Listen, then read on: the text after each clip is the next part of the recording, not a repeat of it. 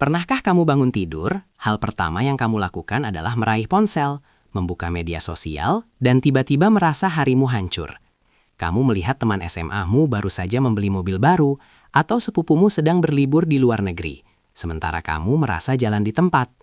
Perasaan tidak cukup ini seringkali menghantui kita tanpa kita sadari. Kita mulai mengukur kebahagiaan kita dengan standar hidup orang lain yang hanya menampilkan momen terbaik mereka. Namun, tahukah kamu bahwa ini adalah perangkap yang menjauhkanmu dari rasa syukur? Hari ini, kita akan belajar bagaimana mematahkan siklus perbandingan ini dan kembali fokus pada apa yang Tuhan kerjakan dalam hidupmu. Halo semuanya, saya Dedi. Senang sekali bisa kembali menyapa kalian di channel ini untuk berbagi sesuatu yang sangat dekat dengan kehidupan kita sehari-hari.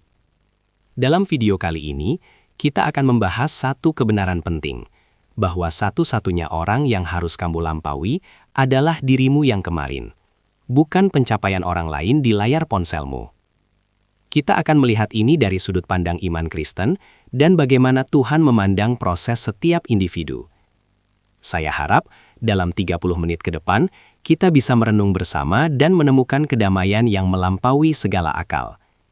Mari kita mulai perjalanan refleksi ini dengan hati yang terbuka. Media sosial seringkali menjadi pencuri sukacita yang paling licik di era modern ini.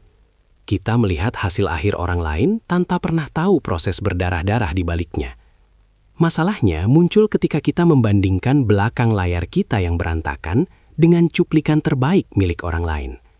Hal ini menciptakan standar yang tidak realistis dan rasa haus akan validasi yang tak pernah terpuaskan.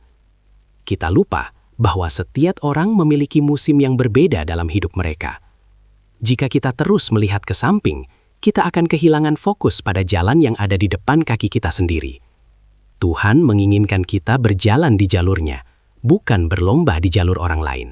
Mari kita ingat apa yang tertulis dalam Mazmur 139, bahwa kita diciptakan secara dahsyat dan ajaib. Tuhan membentuk kita secara spesifik dengan rencana yang unik untuk setiap orang. Tidak ada satupun dari kita yang merupakan produk massal dari pabrik. Kita adalah karya seni tangan Tuhan yang eksklusif. Jika Tuhan menciptakan kita secara unik, mengapa kita begitu terobsesi untuk menjadi seperti orang lain? Membandingkan diri berarti kita meragukan hikmat Tuhan dalam merancang hidup kita. Kita harus mulai menghargai keunikan tersebut sebagai berkat, bukan beban yang harus disesuaikan dengan tren dunia. Dunia digital seringkali memaksa kita untuk membangun citra daripada karakter. Citra adalah apa yang dilihat orang di luar, sementara karakter adalah siapa kita saat tidak ada orang yang melihat. Kita menghabiskan waktu berjam-jam mengedit foto agar terlihat sempurna, namun jarang meluangkan waktu untuk memperbaiki hati kita di hadapan Tuhan. Ingatlah bahwa Tuhan tidak melihat apa yang dilihat manusia. Manusia melihat rupa, tetapi Tuhan melihat hati. Fokuslah untuk menumbuhkan karakter yang menyerupai Kristus setiap harinya. Itulah bentuk pertumbuhan yang paling nyata dan abadi dibandingkan dengan jumlah like di sebuah unggahan. Pernahkah kamu mendengar tentang kurasi konten? Itulah yang dilakukan semua orang di media sosial. Mereka hanya memilih bagian yang manis, yang sukses, dan yang indah untuk dibagikan. Tidak ada yang mengunggah saat mereka gagal, saat mereka menangis di kamar, atau saat mereka merasa bingung. Jadi, ketika kamu merasa hidupmu tidak seindah feed mereka, sadarilah bahwa kamu sedang membandingkan realitasmu yang penuh dengan foto-foto yang tidak terkurasi. Jangan biarkan ilusi digital ini merusak harga dirimu. Kamu jauh lebih berharga daripada algoritma apapun yang ada di internet. Dalam iman Kristen, kita diajarkan tentang penata layanan atau stewardship. Kita dipanggil untuk mengelola apa yang telah dipercayakan Tuhan kepada kita, bukan apa yang diberikan kepada tetangga kita. Jika kamu diberi 1 talenta, kembangkanlah 1 talenta itu menjadi 2. Jangan marah karena orang lain diberi 5 talenta. Tuhan tidak menilaimu berdasarkan berapa banyak yang kamu miliki dibandingkan orang lain, tetapi berdasarkan kesetiaanmu dalam memproses apa yang ada di tanganmu. Fokuslah pada tanggung jawabmu sendiri hari ini. Lakukan yang terbaik untuk kemuliaan namanya, dan itu sudah lebih dari cukup. Pertumbuhan yang sejati adalah pertumbuhan yang terjadi secara internal. Ketika kita bicara tentang melampaui diri yang kemarin, itu berarti kita lebih sabar hari ini daripada kemarin. Kita lebih murah hati hari ini daripada kemarin. Kita lebih bisa mengampuni hari ini daripada kemarin. Ini adalah kemajuan yang seringkali tidak bisa difoto dan diunggah ke Instagram, tapi ini adalah kemajuan yang dicatat oleh surga. Jangan berkecil hati jika duniamu tampak stagnan di mata orang lain. Selama kamu masih berpegang pada firman Tuhan dan berusaha menjadi lebih baik, kamu sedang berada di arah yang benar. Mari kita belajar dari Rasul Paulus yang menulis banyak surat dari dalam penjara.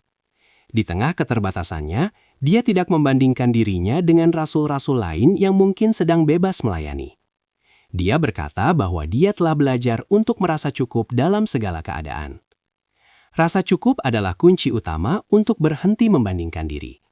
Ketika kita merasa cukup di dalam Kristus, kita tidak lagi butuh pengakuan dari dunia. Kita tahu bahwa identitas kita aman di dalam Dia.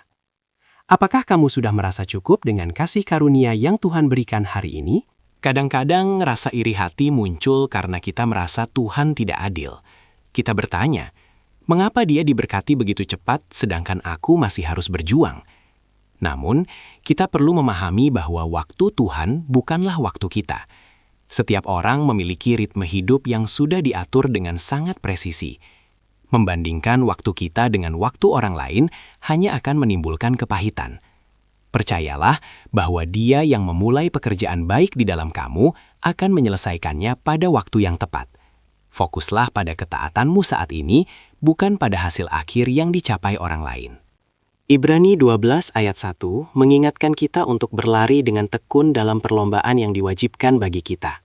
Perhatikan kata-katanya, perlombaan yang diwajibkan bagi kita. Ini adalah perlombaan individu. Kita tidak sedang dalam perlombaan lari cepat melawan orang di sebelah kita. Kita sedang maraton rohani menuju garis finish yang sudah Tuhan tetapkan.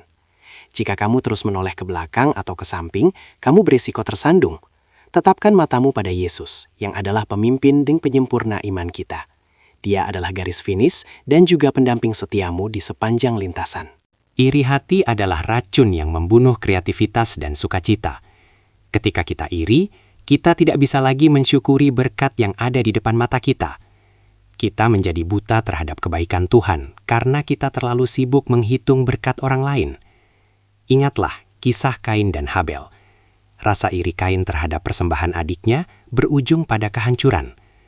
Jangan biarkan benih iri hati tumbuh di hatimu. Jika kamu melihat orang lain sukses di media sosial, cobalah untuk ikut bersyukur bagi mereka.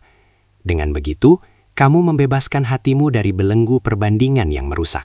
Filipi 4:13 berkata, segala perkara dapat kutanggung di dalam Dia yang memberi kekuatan kepadaku.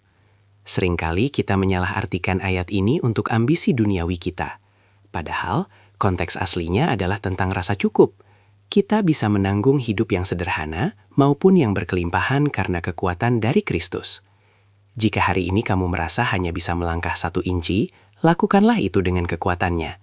Kamu tidak perlu melompat sejauh 10 meter hanya karena orang lain melakukannya. Tuhan menghargai setiap langkah kecilmu yang dilakukan dengan iman dan rasa syukur.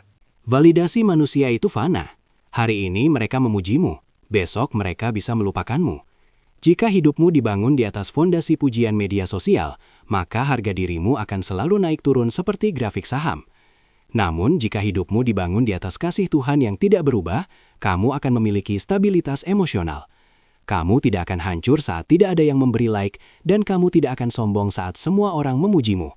Kamu tahu siapa dirimu di mata penciptamu. Itulah kemerdekaan sejati yang tidak bisa diberikan oleh platform digital manapun. Mari kita bicara tentang sisi praktis. Bagaimana cara kita berhenti membandingkan diri? Pertama, mulailah dengan membatasi waktu layar. Kadang, kita perlu puasa digital untuk menjernihkan pikiran kita. Saat kita menjauh dari kebisingan dunia, kita bisa lebih jelas mendengar suara Tuhan. Gunakan waktu yang biasanya kamu pakai untuk scrolling, untuk berdoa atau membaca firman. Kamu akan terkejut betapa damainya hatimu ketika kamu tidak terus-menerus terpapar pada pencapaian orang lain.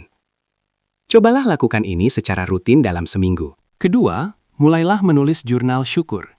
Setiap malam, tuliskan minimal 3 hal yang kamu syukuri hari itu. Hal-hal kecil seperti makanan yang enak, udara yang segar, atau kesehatan yang terjaga. Dengan memfokuskan pikiran pada apa yang kita miliki, kita melatih otak kita untuk tidak mencari apa yang kita kekurangan. Syukur adalah penawar paling ampuh untuk penyakit iri hati. Ketika kamu mulai melihat kebaikan Tuhan dalam detail kecil hidupmu, kamu akan menyadari bahwa hidupmu sebenarnya sangat kaya, meskipun tidak terlihat glamor di media sosial. Ketiga, ukurlah kemajuanmu sendiri. Simpanlah catatan tentang apa yang telah kamu pelajari atau bagaimana kamu telah berubah dalam setahun terakhir. Mungkin tahun lalu kamu masih mudah marah, tapi tahun ini kamu lebih bisa menahan diri. Itu adalah pencapaian luar biasa. Jangan bandingkan tahun pertamamu dengan tahun ke-10 orang lain. Setiap proses butuh waktu. Rayakan kemenangan kecilmu bersama Tuhan. Dia adalah sorak-sorai terbesar dalam hidupmu, bahkan saat tidak ada orang lain yang menyadarinya. Dalam Galatia 5 ayat 22-23, kita belajar tentang buah roh. Kasih, sukacita, damai sejahtera, kesabaran, kemurahan, kebaikan, kesetiaan, kelemah lembutan, dan penguasaan diri.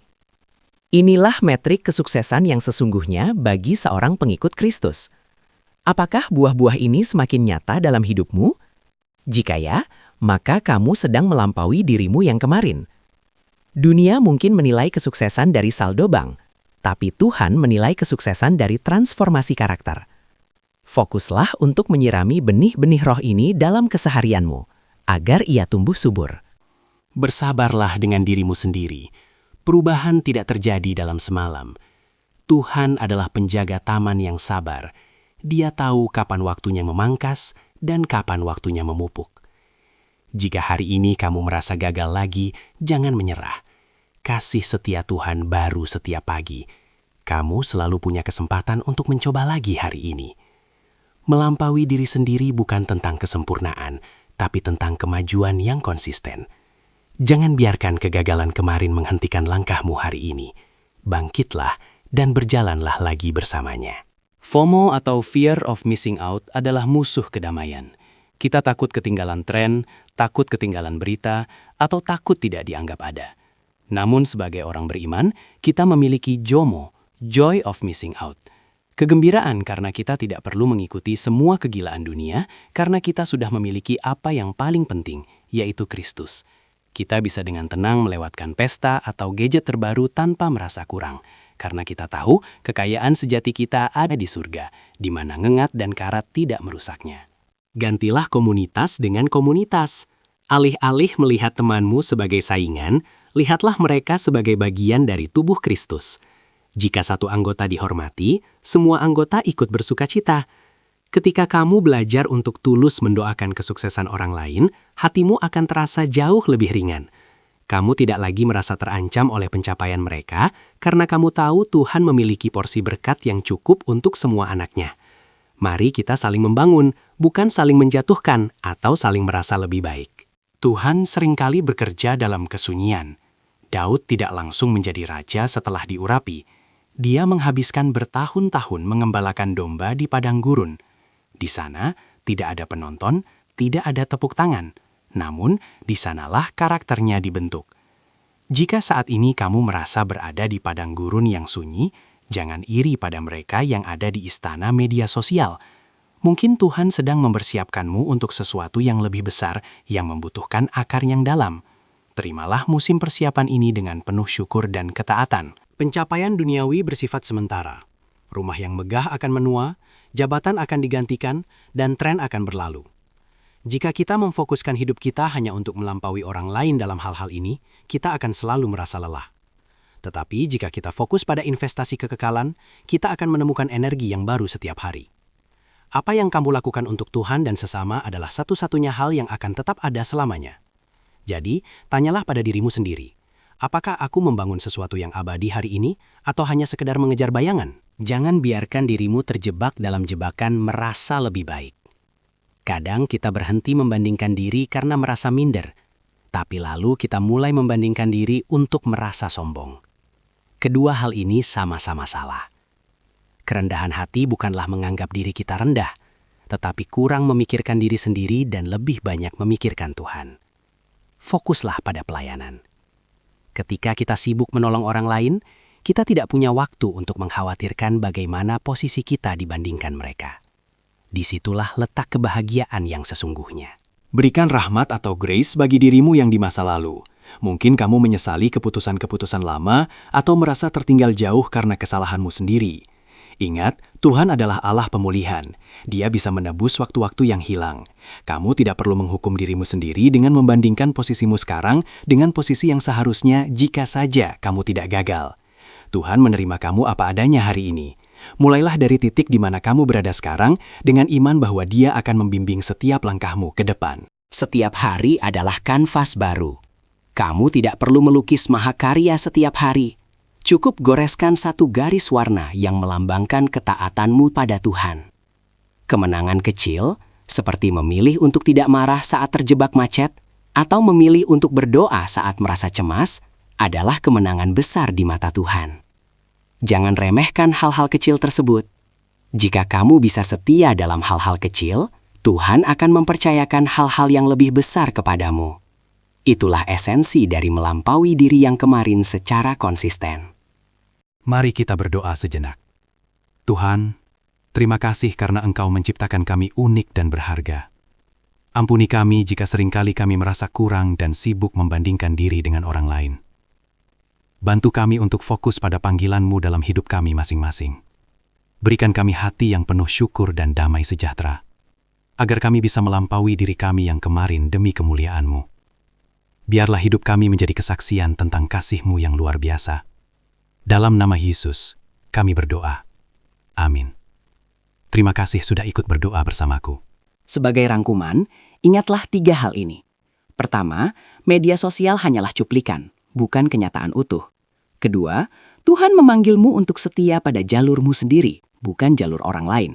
Ketiga, kemajuan rohani dan karakter jauh lebih penting daripada validasi duniawi. Jadikan hari ini momen di mana kamu memutuskan untuk berhenti melihat ke samping dan mulai melihat ke atas. Tuhan punya rencana yang indah bagimu, dan rencana itu tidak tergantung pada seberapa hebat orang lain di sekitarmu terlihat. Saya percaya kamu bisa melewati tantangan ini. Setiap kali tanganmu gatal untuk membandingkan diri saat scrolling, langsung matikan layarnya dan katakan pada dirimu sendiri, "Aku berharga, aku dicintai Tuhan, dan aku sedang dalam proses." Teruslah bertumbuh. Teruslah berakar di dalam firman-Nya. Kamu tidak sendirian dalam perjuangan ini. Kita semua sedang belajar bersama. Sampai jumpa di video berikutnya dengan topik-topik yang tak kalah menarik dan menguatkan iman kita semua. Tetap semangat dan tetaplah menjadi versi terbaik dirimu bersama Tuhan.